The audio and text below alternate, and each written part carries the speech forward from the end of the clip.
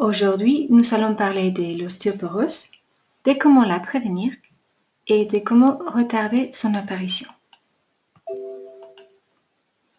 Nous allons parler de la génétique prédictive, de la génétique de l'ostéoporose et finalement de comment faire une étude génétique de cette maladie.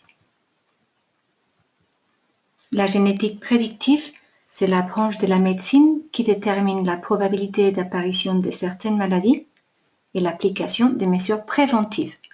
L'objectif principal étant d'éviter l'apparition de la maladie. Si elle ne peut pas être évitée, du moins retarder le développement de la maladie ou diminuer les symptômes. Toute méthode pour prédire les maladies futures est basée sur la génétique, la génomique et les études ADN. Les plus nous connaissons sur la composante génétique d'un patient, les mieux nous pourrons modifier l'environnement, dans le seul but de prévenir l'apparition des maladies. Donc, ce schéma de connaître, changer, prévenir est la base de la médecine prédictive. Il existe des maladies génétiques dans lesquelles une seule mutation dans un seul gène est responsable d'une seule maladie. Ce sont les maladies rares, des maladies monogéniques. On les voit à gauche. Mais les maladies les plus courantes sont les maladies multifactorielles, où l'élément génétique est polygénique. Il y a de nombreux gènes impliqués et chaque gène a une mutation ou un changement différent. Et c'est l'effet combiné de plusieurs gènes qui va provoquer la maladie. On les voit à droite. Ces maladies sont multifactorielles et l'environnement a aussi une incidence sur la pathologie. Les plus fréquentes dans la population sont celles représentées ici à droite. Entre elles, on trouve les maladies cardiovasculaires, les cancers, l'obésité, le diabète, la maladie cœliaque, l'ostéoporose. C'est comme jouer à la roulette russe. Nous avons les numéros noirs, sont les facteurs génétiques, et les numéros rouges sont les facteurs environnementaux. Pour que la maladie se développe, les maladies multifactorielles ont besoin d'avoir l'effet des facteurs génétiques plus l'effet environnemental.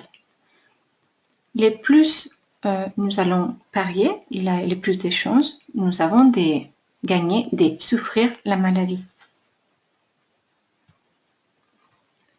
L'ostéoporose est caractérisée par une faible masse osseuse et par une détérioration de la microarchitecture des tissus osseux qui va conduire à une augmentation de la fragilité osseuse et par conséquent à une augmentation du risque des fractures. On estime qu'une femme sur 5 de plus de 50 ans souffre d'ostéoporose et qu'environ la moitié de ces femmes subira une fracture de la hanche, du poignet ou des vertèbres après 50 ans. L'ostéoporose se présente quand l'organisme n'est pas capable de produire assez de nouvelles os ou quand une grande quantité d'os anciens est réabsorbée par le corps ou dans les deux cas en même temps. La masse osseuse maximale est atteinte à environ 30 ans. Habituellement, la perte se produit progressivement sur une période de plusieurs années. Et très souvent, la patiente subit une fracture avant de se rendre compte de la présence de l'ostéoporose. Lorsque cela se produit, la fracture, la maladie est déjà à un stade avancé et les dégâts sont très graves. Une proportion importante de la variation de la densité de la masse osseuse chez les personnes est due à des facteurs génétiques, 80%. Il y a 3 gènes associés avec les tissus osseux et nous allons les voir un par un. Le gène de collagène type 1 est impliqué dans la régulation de la synthèse du collagène, qui est considéré comme un marqueur des prédispositions à l'ostéoporose et des risques de fractures. L'allèle étudié est associé à un risque élevé de souffrir de fractures ostéoporotiques. Les patients homozygotes ayant un risque plus élevé que les hétérozygotes. les gènes du récepteur des estrogènes est le deuxième gène analysé. Les estrogènes protègent la masse osseuse pendant la postménopause et ils ont un effet antifracture même pendant plusieurs années après la période d'administration d'estrogènes. Les polymorphismes de ces gènes doivent être pris en compte lors de l'évaluation des risques par rapport aux bénéfices de la thérapie des substitutions hormonales, étant déconseillé pour les femmes qui ont un génotype homozygote. Les récepteurs de la vitamine D, c'est le troisième gène analysé. Les polymorphismes de ces gènes peuvent altérer la réponse au traitement avec calcium. L'analyse des polymorphismes de ces gènes a démontré qu'ils sont associés à une faible densité osseuse ou à un risque de fracture. Quand doit être faite cette étude? Chez les femmes à risque, celles qui ont déjà tourné 30 ou celles plus jeunes qui ont des antécédents familiaux d'ostéoporose. Et pourquoi faire ces tests? L'objectif est de traiter la patiente avec une thérapie personnalisée en fonction de son résultat génétique. Aussi, prévenir des fractures osseuses chez la patiente et chez les membres de la famille en premier degré qui ont un risque génétique, mais qui ne le savent pas encore. Maintenant, je vais vous expliquer comment faire une étude génétique d'ostéoporose.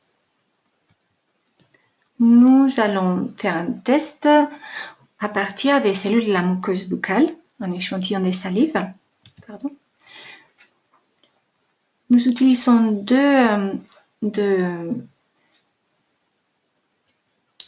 deux écouvillons pour chaque patient. On ouvre les scellés de sécurité du tube protecteur et on sort l'écouvillon en tenant toujours par les couvercles, sans toucher l'écouvillon avec les doigts. On va insérer l'écouvillon dans la bouche de la patiente et frotter énergiquement à l'intérieur de chaque joue pendant au moins 1 minute en appuyant fermement. On répète l'opération avec les secondes écouvillons. Nous avons 2 écouvillons pour chaque individu, 1 pour chaque joue. Une fois on prend l'échantillon, on va arranger les écouvillons dans les tubes protecteurs et on identifie ces tubes protecteurs avec les noms complets du patient et on scelle avec un autocollant similaire. Ceci est le résumé du protocole général. Les patients vont chez son médecin spécialiste en première consultation.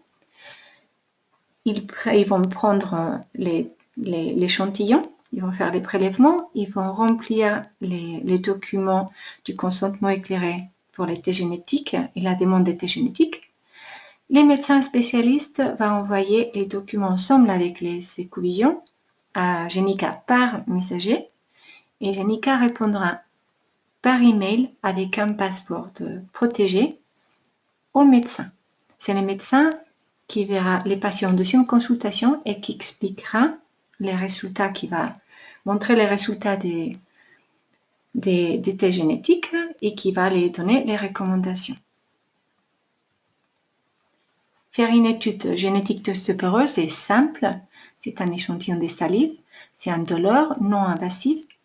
La prise d'échantillon c'est fait chez la consultation du médecin, évitant d'autres déplacements aux patients. Ce test est unique. Les résultats génétiques est valable à vie. Ce test est innovateur. C'est un outil nouveau pour les spécialistes à la pointe de la technologie. Et familial.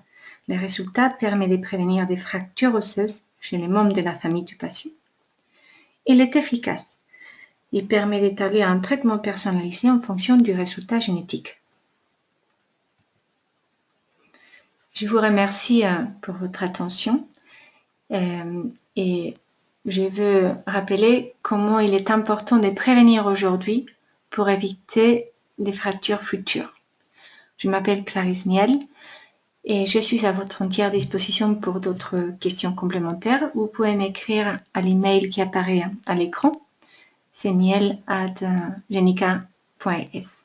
Merci beaucoup et à très bientôt.